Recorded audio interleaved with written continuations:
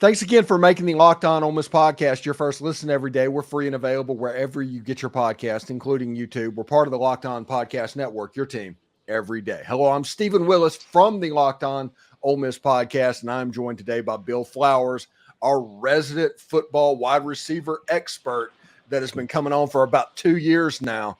And we're going to talk a little Ole Miss football as spring football is going on. How you doing, Bill? You look like you're at a hotel.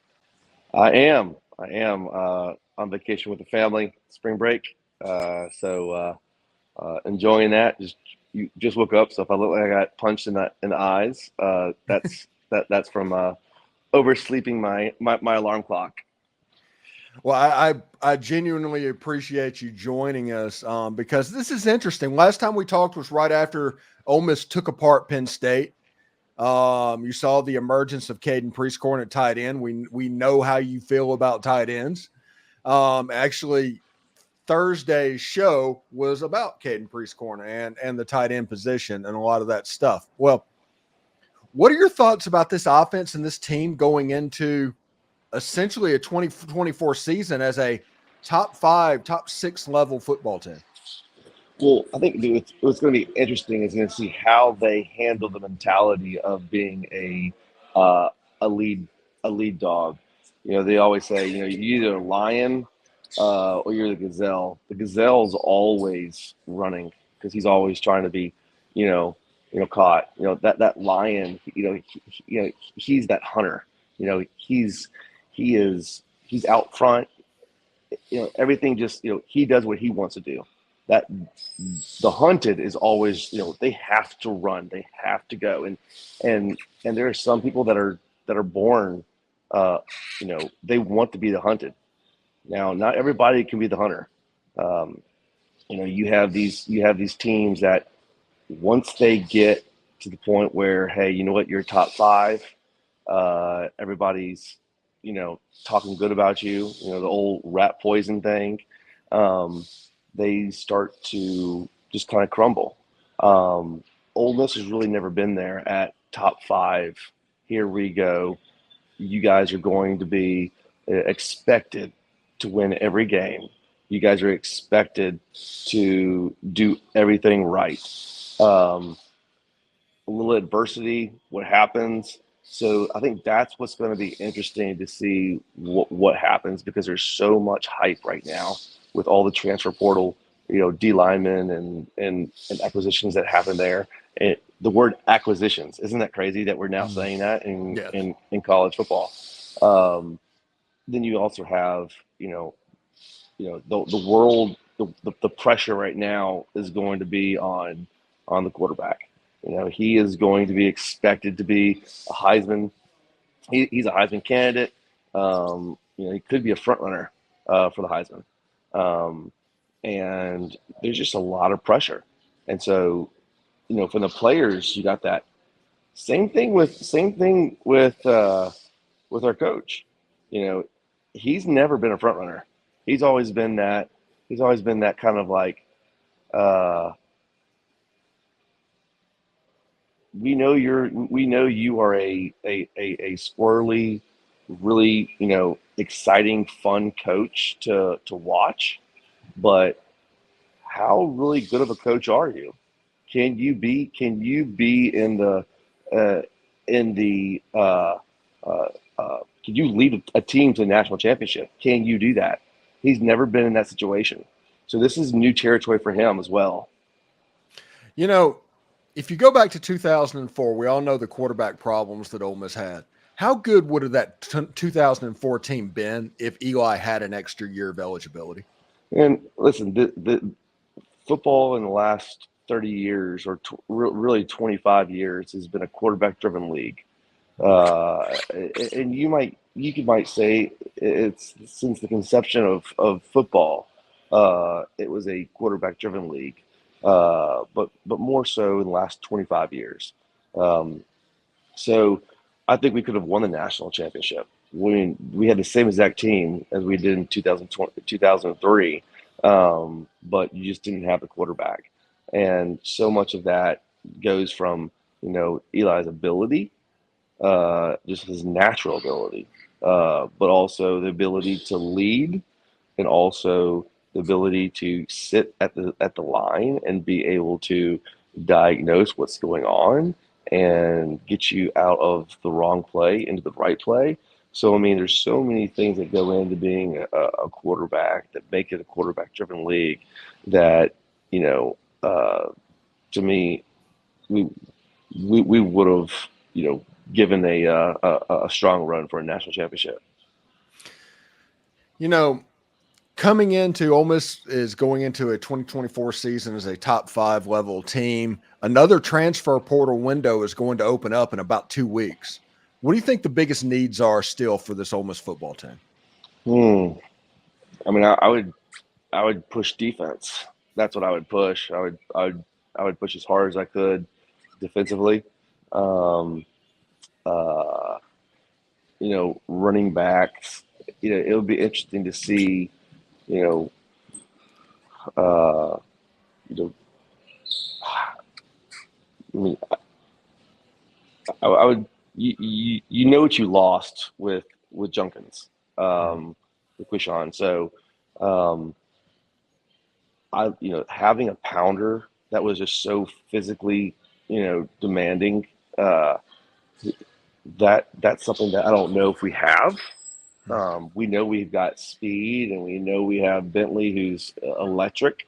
But do you have a pounder that could really complement that the speed and quickness and what he brings to the game? Obviously, offensive lineman. I don't think you can I don't think you can.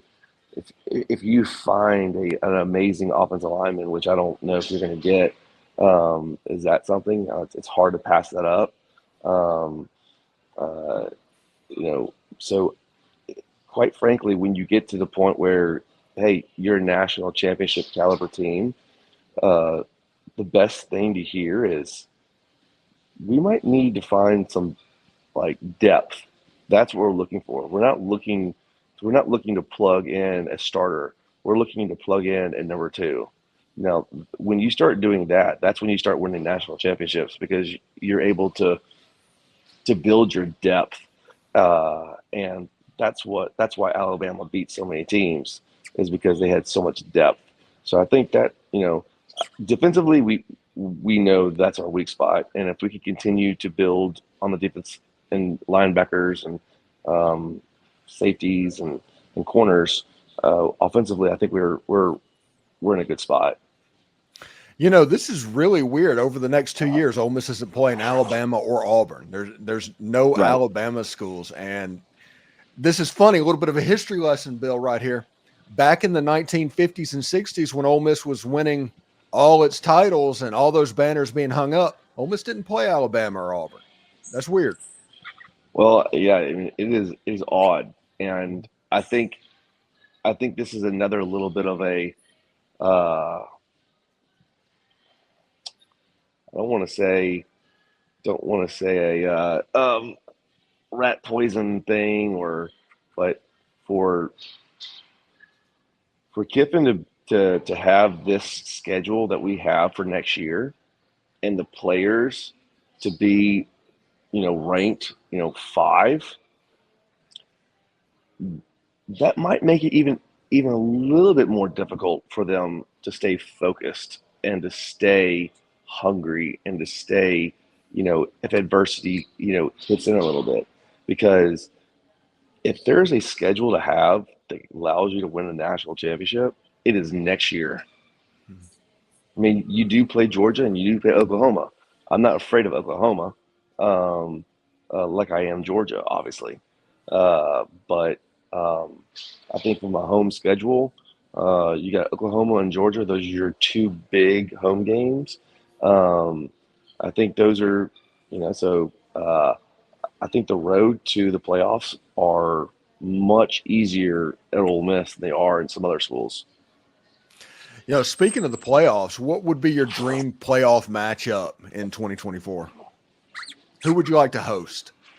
You know, as crazy as this sounds, um, as well as we played in the playoffs, um, I mean, in the bowl game, Mm-hmm.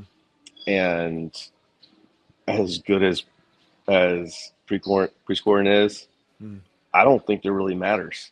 That's how good I think Ole Miss can be offensively.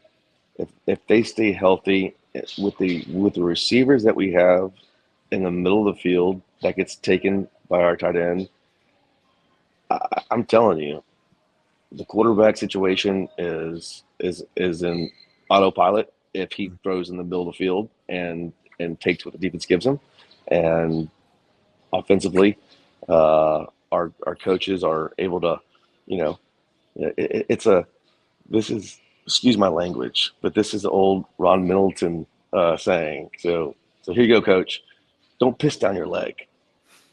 You know, as long as our coaches don't piss down their leg and the players don't piss down their leg, uh, um, I think next year is they're locked in for the playoffs, um, and they're uh, so that's what I think. I mean, I mean, you could say any team. I mean, there's tons of teams that I think it's going to be so interesting to see who makes the playoffs next year, and to see this format for the first time. I think it's going to be really good. Now, I will tell you this. Here's another little history lesson for you. Now, back at you. First year that we had the playoffs system, or I would say the first year where we didn't have the BCS. Mm-hmm. Ole Miss going into like the fifth or sixth game. The first bracket that they mentioned, Ole Miss was in it. Mm-hmm. And so then they kind of unraveled. So, there's a reason why, being at the front is sometimes harder than being a little bit behind. So it will be interesting. I think that's going to be what's interesting. But I don't think. I mean, shoot, I like to see Alabama. I like to see Auburn to come back and say, you know what?